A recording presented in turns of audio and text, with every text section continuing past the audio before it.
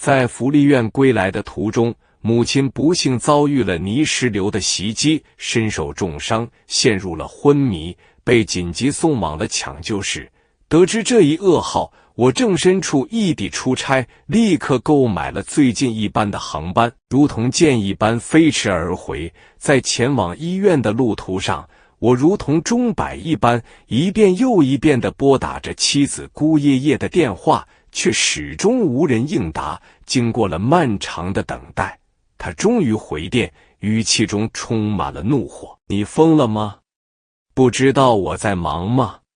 我紧握着母亲那冰冷的手，给她发送了一条信息：“找个时间回来，我们离婚吧。”深夜时分，我跪在棺材前，无意中刷到了她心中的白月光肖超的动态。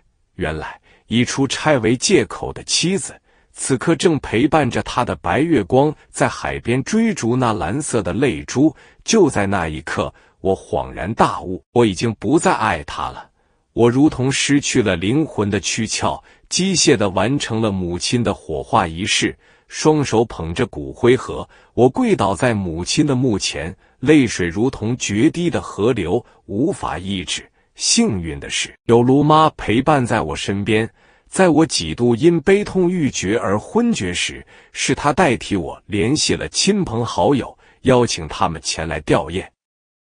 对于顾叶叶的缺席，亲朋好友们议论纷纷，颇有微词。首先，作为顾家的儿媳，她的行为实在是失礼之极。其次，作为我母亲的得意门生，她本应参与这最后的告别仪式。最后，以孝顺自居的她，竟然连一个花圈都没有准备。面对他们的议论，我只能勉强从嘴角挤出一丝微笑，为顾叶叶辩解。他在国外参加一个重要的论坛，实在是无法中途赶回来。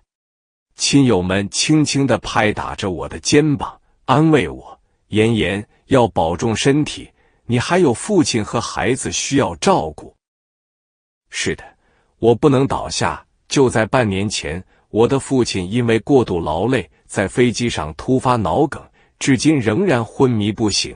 母亲一直在医院照顾着父亲，这已经成为了他多年来的习惯。每个月的15号，他都会前往山村的福利院，陪伴那些孩子们。我从未想过，那一次的离去，竟会让我永远失去了母亲。在墓碑前摆放着母亲钟爱的向日葵和甜蜜的点心。长时间的跪拜，让我在站起时眼前一片漆黑。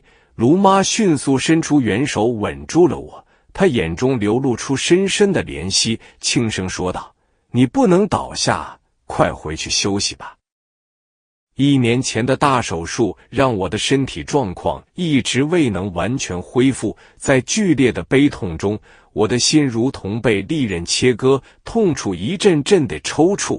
我几乎是被卢妈搀扶着回到了家中，一整天未进粒米，背后冷汗连连。但我却毫无食欲。我跪在母亲的遗像前，一遍又一遍地自问：如果我不出差陪她去，会不会有不同的结局？我心中充满了无尽的悔恨。我突然想起了我的儿子星星，回来后一直未见他的身影。卢妈见我情绪波动，急忙说道：“出事时，他干爸就把他接走了。”星星的干爸是我的挚友洪兴冲。听到这个消息，我心中的石头才落了地。不让孩子目睹这些悲伤也是好的。我紧握着母亲留下的护身符，不知不觉中沉沉睡去。再次睁开眼时，看到顾叶叶掀开我的被子，站在窗前，怒气冲冲地盯着我。他一开口便问道：“卢妈呢？这么晚了，家里怎么还没准备晚餐？”卢妈自幼便与我相伴成长，我们之间关系十分亲近。然而婚后，顾叶叶却常常无端挑剔。我曾提议再聘请一位阿姨，但顾叶叶却不满地反驳：“钱多得没地方花了吗？”她经常在深夜归来，叫醒熟睡的卢妈，为她准备宵夜。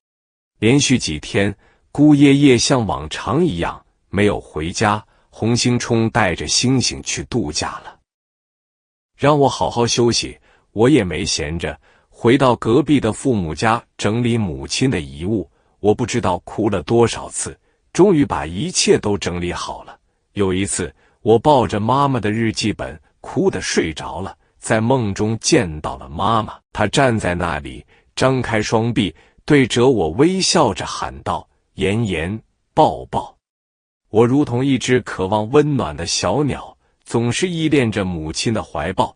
童年时光里，每当我在比赛中摘得桂冠，或在考试中获得满分，我总是迫不及待地飞奔回家，一头扎进妈妈温暖的怀抱，寻求她的嘉奖。在梦境中，我紧紧地拥抱着她，直到她轻轻地松开手，如同一缕青烟般消失无踪。她离开时，如同一位智者般叮嘱我要坚强，照顾好家人。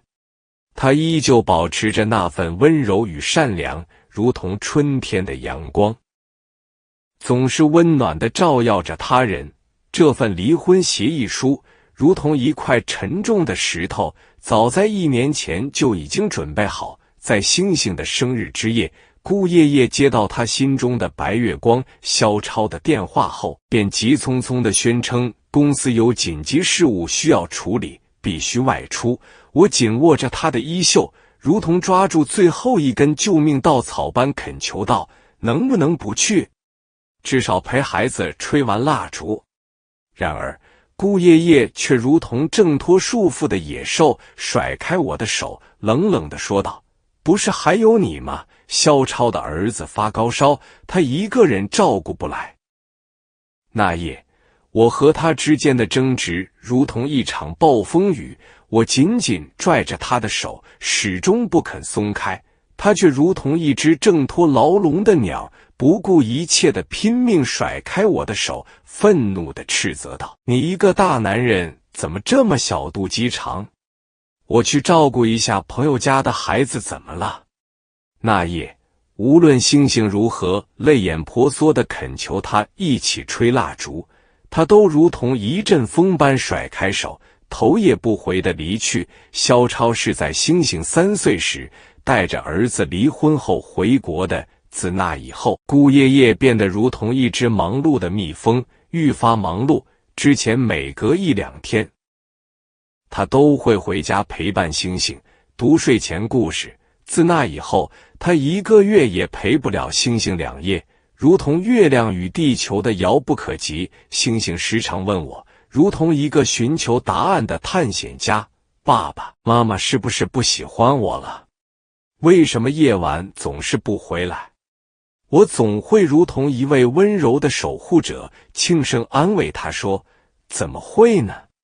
爸爸妈妈都很爱你，妈妈只是太忙了。”从肖超的微博里得知，顾爷爷正忙着陪伴他的女儿，如同一位慈爱的母亲，玩过家家，读故事，堆积木。即使在深夜，当星辰仿佛发烧般闪烁，我联系尚未归来的顾爷爷时，他总是带着不悦的语气回应：“如果他发烧了，就带他去医院，我又不是医生。”然而，当肖超的女儿哪怕只是轻微的头痛或发热，顾爷爷便会不顾一切，甚至中断重要的会议，急匆匆地赶去陪伴她。他们之间的亲密无间，更像是一家人。第5天，我和卢妈一起将顾爷爷的私人物品整理打包。他带着满身的酒气回到了家，他重重地坐在沙发上，命令道：“给我榨一杯橙汁。”见到我站在原地，没有任何动作，他皱着眉头继续追问：“顾言，你的耳朵聋了吗？”我将离婚协议书递给他，语气平静地说：“请签了吧。”顾爷爷揉着太阳穴，不耐烦地回答：“能不能不要再闹了？总是把离婚挂在嘴边，我会认真的。你最好认真对待，因为这就是事实。”我坚定地回应了他。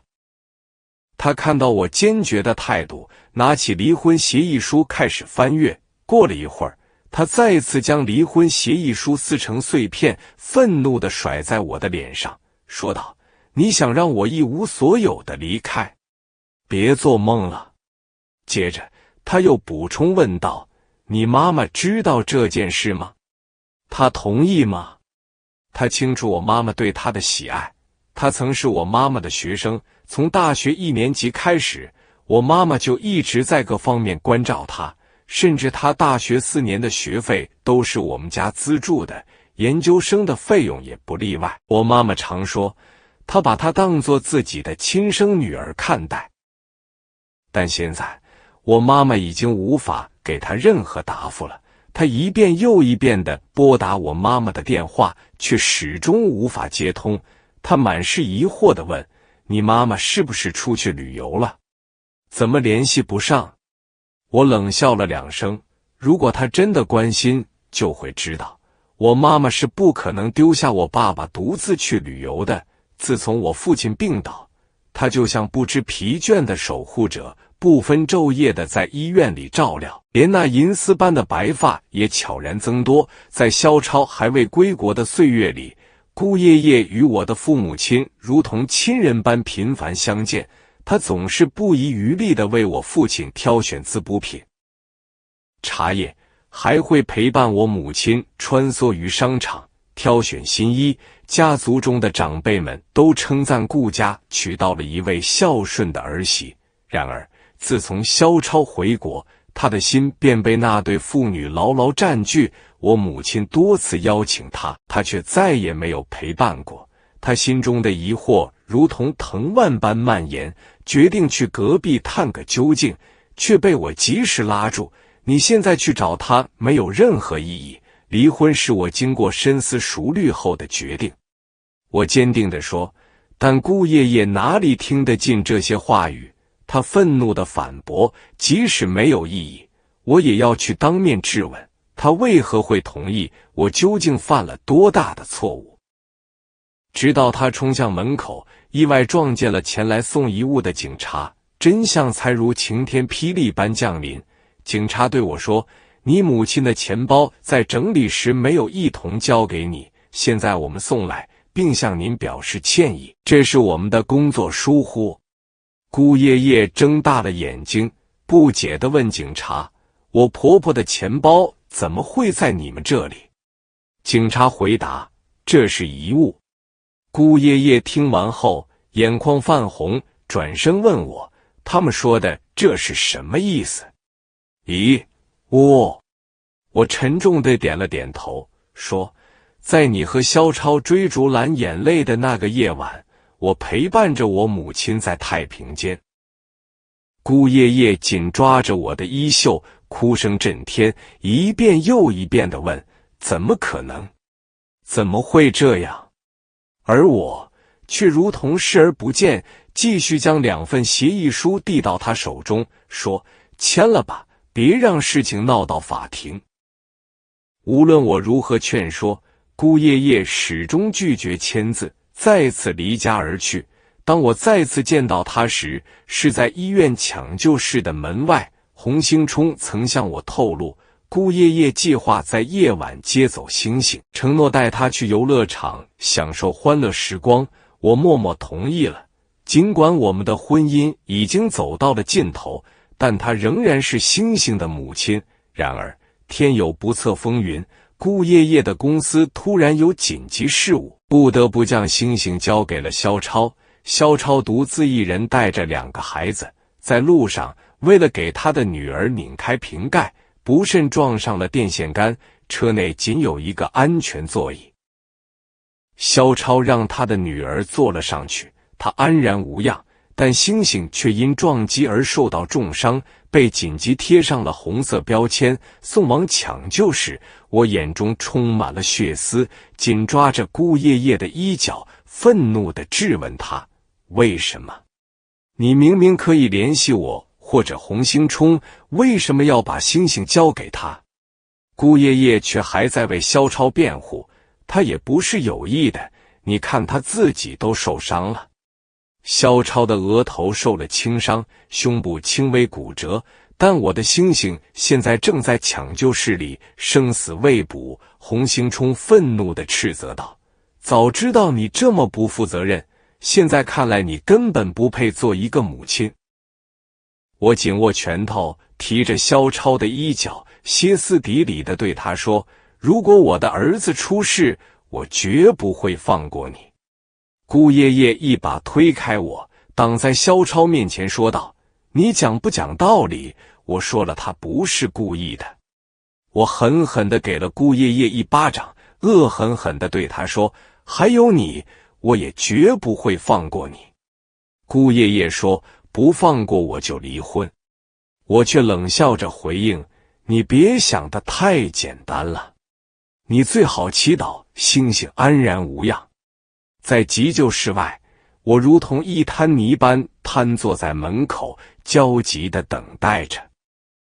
顾爷爷捂着脸，坚持要拉着我理论，却被洪兴冲阻止了。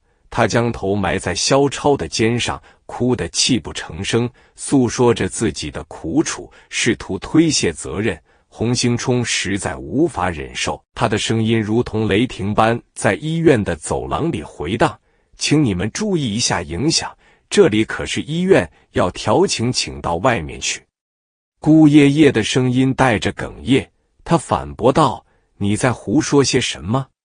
我和萧超之间清清白白，他是如何做到紧贴着萧超，却还能面不改色地宣称他们之间毫无瓜葛？这真是一个谜，没有人捕捉到萧超眼中那一闪而过的失望。在安抚好顾爷爷之后，萧超轻轻拍打着他的后背，对我说：“顾总，你真的误会我们了。关于星星的事情，我确实感到抱歉，但我绝非有意为之。若非这场突如其来的车祸，我竟浑然不知我家那辆装有安全座椅的车何时落入了萧超的手中。”我抬起目光，直截了当地向他发问：“那辆车是何时交到你手中的？”他支支吾吾，眼神疯狂地向顾爷爷求助。顾爷爷面色如常，他平静地回答：“他一个人带孩子出门不太方便，所以我把车借给了他，这有什么问题吗？”我嘴角勾起一抹讽刺，问道：“那星星出门时坐哪辆车？”顾爷爷不以为意地回答：“家里不是还有3辆车吗？哪一辆不可以？”看着他那副云淡风轻的模样，我心中的怒火愈发旺盛。我再次冲到他面前，质问道：“家里剩下的车，哪一辆装了安全座椅？”顾爷爷的眼中明显掠过一丝惊慌，但很快又恢复了冷静。他轻描淡写地说：“我以为星星已经5岁了，不再需要安全座椅了。”洪兴冲听完后冷冷地说道：“看来你对法律的了解相当浅薄。法律明确规定，12周岁以下的儿童在出行时必须使用安全座椅，而萧超所驾驶的那辆车本是为了星星的出行安全而特别准备的。”萧超察觉到我面对顾爷爷的困境，又一次站出来为他辩护。之前暖暖高烧不退，顾总一时心急如焚，没有深思熟虑。后来我见他并未索取，便一直驾驶着这辆车。今日我将车归还给你们。他的话语刚落，便从口袋中掏出车钥匙递给我，却被我坚决地推开，等修好了再交给我。顾爷爷却接过了钥匙，说道：“你何必如此苛责他？他囊中羞涩。”我注视着顾爷爷那不顾一切保护他人的姿态，心中涌起复杂的情感。第一次与他邂逅是在大一开学的那一天，我步出图书馆后，江城的天空突然降下倾盆大雨。我站在门前，凝视着如帘的雨幕，陷入了沉思。顾爷爷走到我身边，轻轻戳了戳我，而我正沉浸在耳机中的音乐世界，未曾听见他的呼唤。见我始终缄默不语，他又轻轻拉了拉我的衣角，我弯下腰，摘下耳机，这才听到他在说：“同学，我们一同前行吧。”我挥了挥手，婉拒了他的好意，但他依然坚持。我只是微笑着回答：“不用，谢谢。”后来他撑开伞，勇敢地冲进了雨幕，却不慎脚下一滑，摔倒在地，痛呼出声。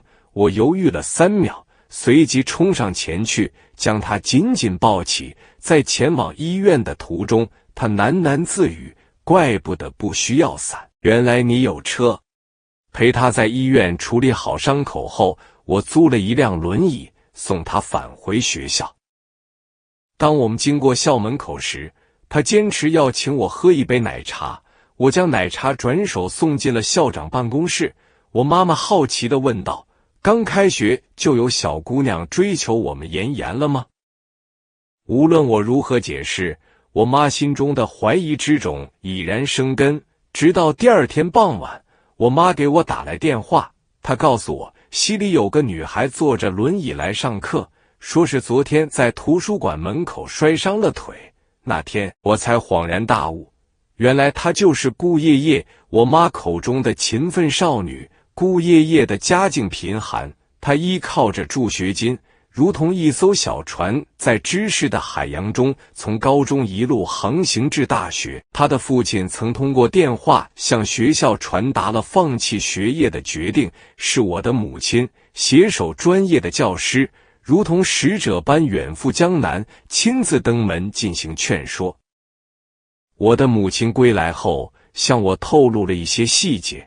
那时起，我对顾叶叶的印象便颇为良好。我母亲说，尽管她穿着那件洗得发白的衣物，但她的眼神中却闪烁着不屈的光芒。她待人接物总是彬彬有礼。当她得知学校将全额资助她的学费时，她跪在父亲面前，泪水盈眶地恳求：求求您了，让我继续我的学业吧。然而他的父亲仍旧坚持让他早日步入社会，嫁为人妇，以此来资助他的弟弟。在我母亲的不懈劝说下，他的父亲最终因为那笔丰厚的奖学金而妥协。我的母亲私下里每月会给予他3000元的资助，如同细雨滋润着他的生活。他也十分争气，利用课余时间外出兼职，如同勤劳的蜜蜂，不辞辛劳。然而，变化又是从何时开始的呢？在大2下学期，我的挚友苏雨晴转到了他们的专业。苏雨晴自幼便如同掌上明珠，被呵护备至。苏家在江城的影响力举足轻重，她作为家中独女，无论是饮食还是穿戴，无一不是顶尖之选。自从苏雨晴的到来，顾叶叶的光辉似乎被掩盖。苏雨晴不仅容貌出众，学习上也是勤奋刻苦。她没有那些纨绔子弟的玩乐之好。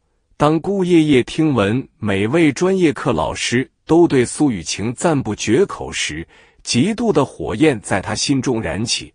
她便拉着室友们一同在网络上散布关于苏雨晴的谣言。在那半个月里，贴吧的热门话题总是围绕着苏雨晴3个字。起初，他们质疑苏雨晴身上的名牌服饰是否为仿制品，疑惑怎会有大学生如此富有。实际上，他们并不了解，在我们的生活圈中，苏雨晴以低调著称。她偏爱那些 logo 不太显眼的衣物，如同隐秘的花朵，不张扬却自有其美。随着时间的推移，情况愈发恶化。网络上的帖子开始散播关于苏雨晴被权贵包养的谣言，仿佛每天放学后都有一辆迈巴赫如影随形地接她离开。然而，那些真正了解苏雨晴的人都会明白，她只是不适应集体生活的氛围。自小，她便钟情于独自一人沉浸在书籍和画布的世界中。对他而言，4人共处一室的宿舍生活无疑是一项巨大的挑战。最为荒谬的一条谣言是，苏雨晴所提交的专业课程作业都是用金钱购买的。那一刻，我再也无法保持沉默。顾叶叶曾多次向我提及，他们对新来的转系生并无好感。于是我委托人进行了简单的调查，结果发现那些发帖的 IP 地址竟然源自顾叶叶所在的923寝室。我迅速请来专业人士，将贴吧中的那些诽谤帖子撤下，并公开了苏雨晴是苏氏集团孙女的身份。仅仅10分钟后，评论区的回复数量便突破了999条。原来苏雨晴的家世如此显赫，哪里还需要什么权贵的庇护？她自己就是权贵。是啊，也不知道是谁在造谣，让我们白白责骂了小公主2天。小公主应该不会因此而责怪我们吧？不会的，我就是她的同学。我可以证明，苏女神的性格非常温和。目睹网上的舆论风向转变，我终于能够松一口气。姑爷爷那天还试图在评论中继续造谣，但最终被苏雨晴的粉丝们的口水所淹没。那晚，姑爷爷醉酒后给我打电话，他坐在车里，一边哭泣一边感叹命运的不公。为什么世界上所有的好运都集中在苏雨晴一个人身上？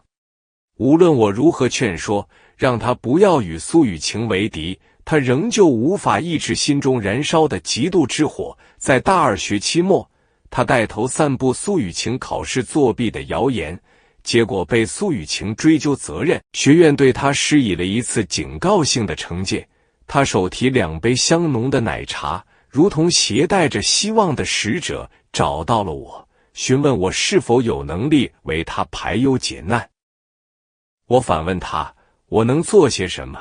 撤销对他的处分，我并无此等能耐。出乎我意料，他提出了一个请求，希望我能增加对他的经济支持。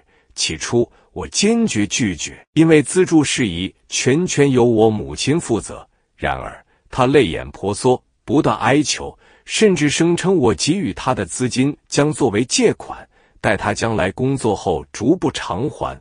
那一日，洪兴冲曾拉着我劝诫道，千万别答应，她看起来就是个金钱至上的女子。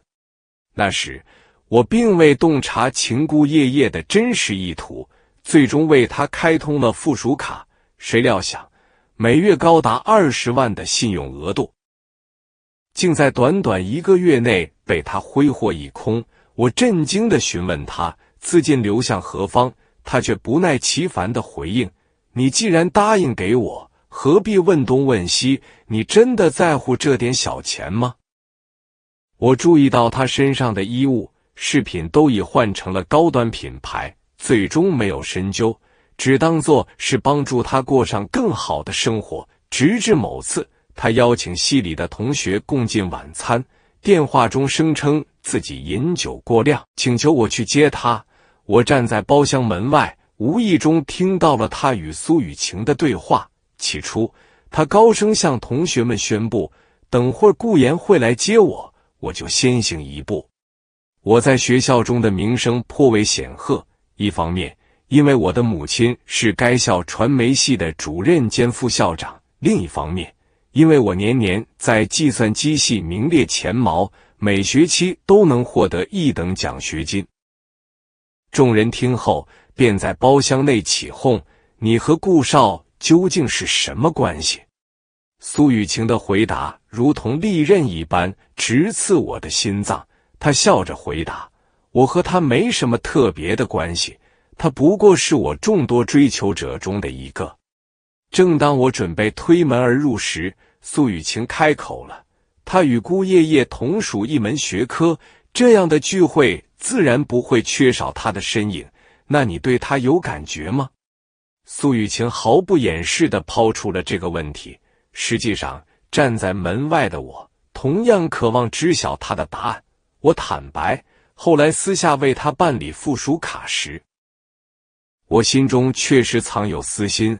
随着与他日复一日的相处，我对他的感情超越了普通朋友的范畴。然而顾爷爷却回答道，不喜欢，但这并不妨碍他喜欢我。谁不想要一个愿意为自己买单的舔狗呢？此言一出，众人哄堂大笑。紧接着顾爷爷抓住这个话题反问道，苏雨晴，你为何如此好奇这个问题？苏雨晴愣了几秒钟，没有回答。他推开门，与我目光交汇，我们简单寒暄后，姑爷爷便提着包匆匆离开。那夜在车上，我们各自怀揣着心事，却都缄默不语。在得知姑爷爷的答案后，我减少了附属卡的额度。他发现后立刻找到了我，气冲冲地质问道：“顾言，你这是什么意思？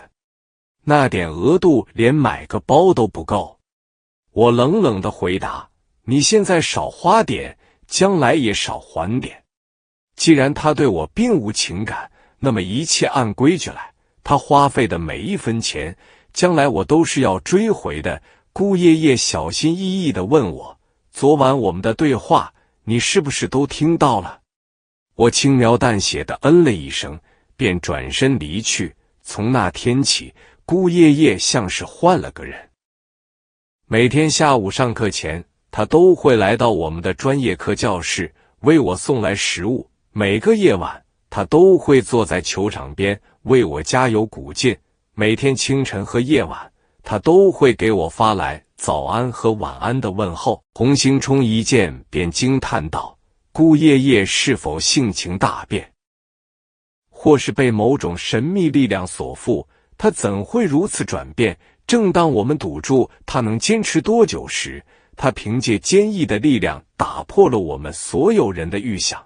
他坚持不懈了整整8个月，在我大3的生日派对上，手捧红玫瑰，单膝跪地，当着众人的面向我表白，说对他没有感觉是虚假的。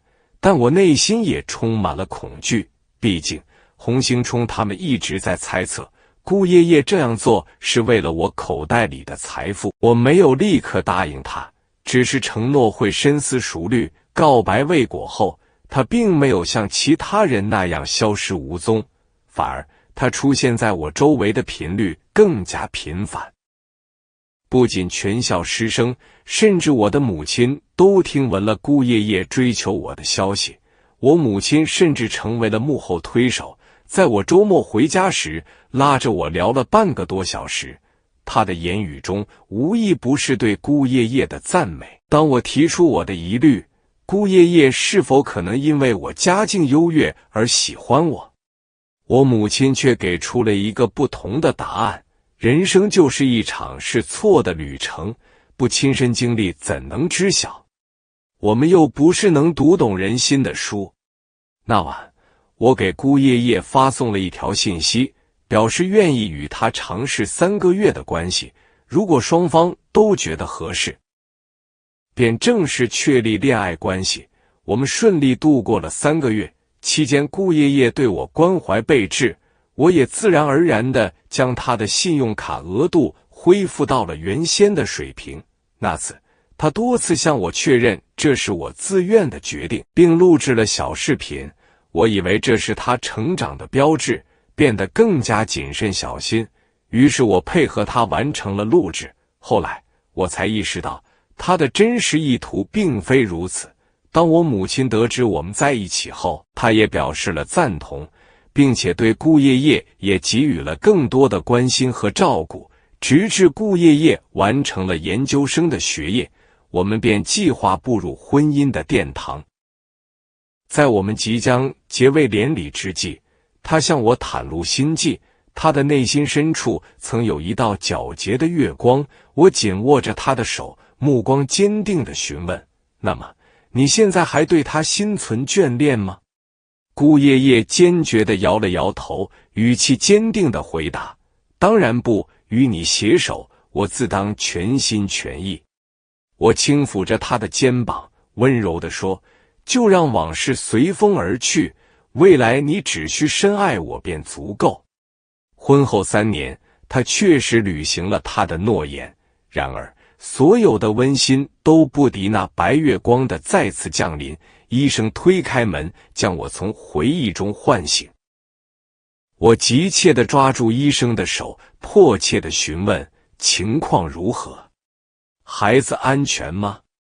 医生轻叹一声，回答道：“目前孩子已暂时脱离了生命危险，但需要送入 ICU 进行观察。若能平安度过接下来的5天。”那么应该就无大碍了。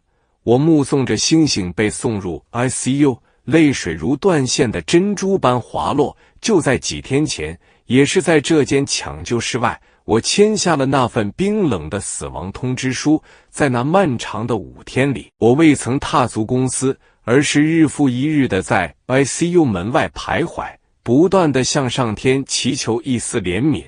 洪兴冲的父亲是国内声名显赫的大律师，我将离婚的事宜全权委托给了他。他自信满满地拍着胸脯承诺道：“一切都交给我，你在医院安心等待。”当站立的疲惫时，我便会前往病房，看望昏迷中的父亲。我静静地握着他那冰冷的手，向他倾诉着心中的忧虑，连星星病重的消息都告诉了他，唯独没有提及母亲离世的噩耗。我的父亲深爱着我的母亲，自我记事起，他便时常对我说：“我们是家中的男子汉，将来要一起守护妈妈。”我的母亲自幼便不能承受重物，一旦提起重物，便会流鼻血，且长时间难以止住。我的母亲对绘画情有独钟，而我的父亲便会在百忙之中抽出时间陪伴他在书房中挥毫泼墨。在我还是个孩童时，父亲总是因为我的调皮捣蛋而感到不悦，常常将我逐出画室之外。我曾多次撅着嘴，带着不悦的情绪询问父亲：“你是不是不爱我了？”然而父亲总是带着宠溺的笑容轻抚我的头顶，回答道：“你和妈妈之间，我自然是更偏爱妈妈一些，她是我生命中的伴侣。”我害怕一旦告诉父亲，他万一听到母亲离世的噩耗，会放弃生存的意志，追随母亲而去。我已经失去了母亲，我不能再承受失去父亲的痛苦。我深信不疑，总有一天，父亲会从昏迷中苏醒过来，继续与我们共同享受美好的生活。姑爷爷在收到法院的传票后，曾几次来到公司大闹。那时，星星已经脱离了生命危险，回到了普通的病房。见我未曾前往公司，他甚至带着几名记者来到星星的病房制造骚动。记者们你一言我一语地提问：“顾先生，有传言说您要让顾夫人净身出户，能否透露一下原因？”“顾先生，顾夫人声称您在婚姻中实施家暴，这一事件是否属实？”“顾先生，顾夫人还举报您在婚姻中出轨，您对此有何回应？”在聆听了他们的来意后，我感到极度震惊。这时，我注意到在人群的最后站着一位身着黑色丝绒裙的女子，她妆容浓重，面容秀丽。她见我的目光转向她，便缓缓走近，呼唤我：“妍妍，这么久不见，我真是想念你至极。”我面无表情地询问：“你是何人？我们是否曾有过交集？”黑衣女子掩嘴而笑：“不过2个月未见，你怎会将我遗忘？在床榻之上，你可不曾如此冷漠。”洪兴冲曾告诫我，无论姑爷爷施展何种手段，任何人询问我关于离婚的问题，我都需保持缄默，等待他的到来。我垂下视线，轻触屏幕，向他发送了一条信息。接着，我抬起头，面对镜头，坚定地回答：“一切等待我的律师到来。”姑爷爷见我坚决不回应，便祭出了他的终极手段。他从手提包中取出一个文件袋，宣称顾先生出轨的证据尽在其中。他用力将文件袋抛向我，我一张张翻开，嘴角不自觉地露出了微笑。闪光灯如同不断眨眼的星辰，记录下了我的每一个表情。浏览完所有文件后，我面不改色地询问顾爷爷：“你确定这里面的男人都是我吗？”其中一些照片确实是我与公司女伴一同出席宴会的场景，但那不过是商务应酬的一部分，还有一些照片，简直是荒谬至极，连人物的身材都截然不同。一位黑衣女子热情地走过来，挽住我的手，说道：“妍妍，你曾承诺过要给我一个名分。”我冷笑着，轻蔑地问她：“既然你坚称我们有过关系，那么请问我身上的那颗痣位于何处？”他的眼中立刻闪过一丝惊慌，不断地用眼神向顾叶叶求助。当所有人的目光都转向顾叶叶时，他双手抱胸，急忙辩解：“你们都看我做什么？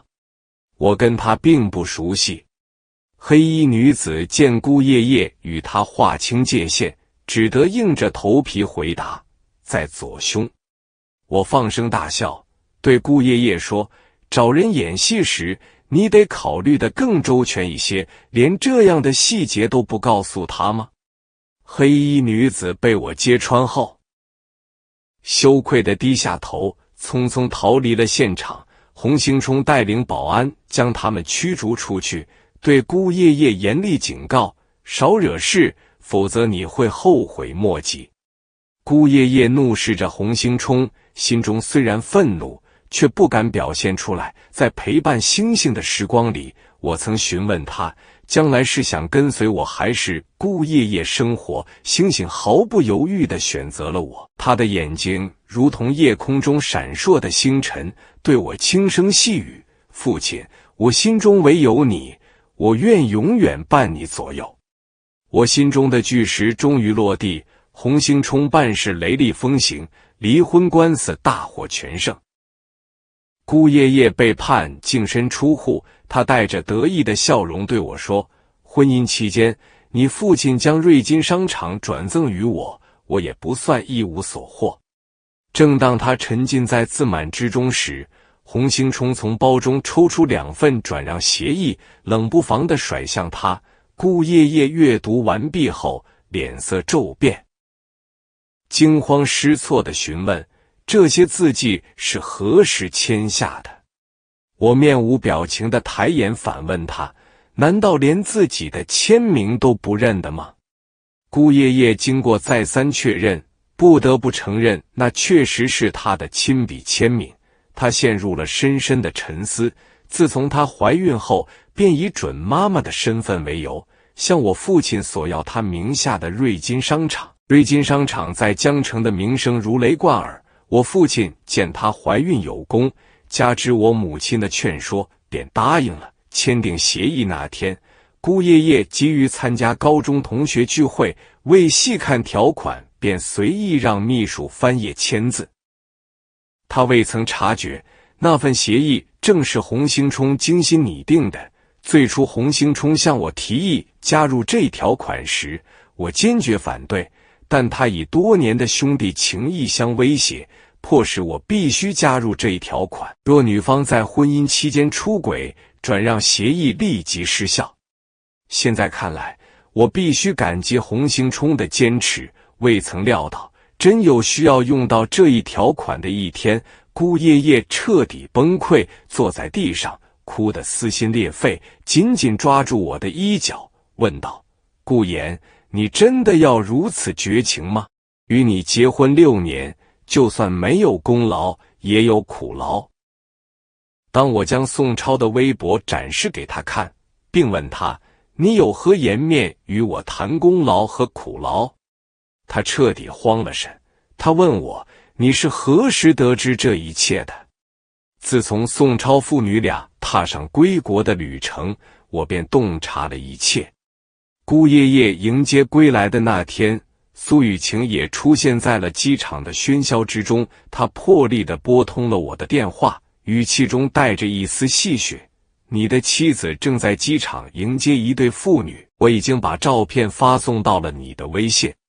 看来你的婚姻生活也并非如你所愿那般美满。”苏雨晴曾在我高3毕业的升学宴上向我表露过心迹，长辈们半开玩笑地对我们说：“放眼整个江城，你们俩是最匹配的一对。”我误以为这只是长辈们的玩笑话，并未放在心上。直到那夜宴会落幕，苏雨晴拉着我走到了她的车后，她为我精心准备了一整个后备箱的礼物，手捧一束向日葵，向我倾诉心声。那夜，我婉拒了她，告诉她，我始终将她视作邻家的小妹妹。后来，苏雨晴远赴异国他乡，直到大二时，她重返江城大学。她告诉我，她用了1年的时间来释怀。与顾叶叶顺利离婚后，苏雨晴再次邀请我共进晚餐。在苏家父母的见证下，她又一次向我表白，说她已等待我多年，我没有在众人面前拒绝她。这些年来，我能感受到她眼中深藏的爱意，我也愿意给我们彼此一个重新开始的机会。顾叶叶与我离婚后，宋超也离她而去。宋超归国后，顾叶叶将他们父女安置在了我的郊区别墅中。洪兴冲按照市场价格计算了房租，上门索要。宋超一直依赖顾叶叶生活，无力支付，便在一夜之间离开了江城。顾叶叶终于看清了宋超并不真心爱他，只是将他视作一台自动取款机。随着时间的流逝，他的精神逐渐崩溃，在江城的大街小巷中徘徊。他逢人便说，我的丈夫是顾岩，他在婚姻中背叛了我，将我抛弃。终于，他被送入了精神病院的高墙之内。星星与苏雨晴的关系如同亲密无间的朋友，他总是带着温暖的微笑称呼她为苏妈妈。苏雨晴鼓励我勇敢地追求事业，将孩子托付给了他。半年的时光匆匆流逝，我为他献上了江城最为壮观的求婚仪式。他泪眼婆娑，紧紧地拥抱着我，哽咽着说，我等你等了太久。我坚信我们将会携手共度幸福美满的生活。然而，当你询问我是否后悔与顾叶叶结为连理，我的回答是坚定的，不后悔，因为那些共同走过的日子是我人生中无价的珍宝。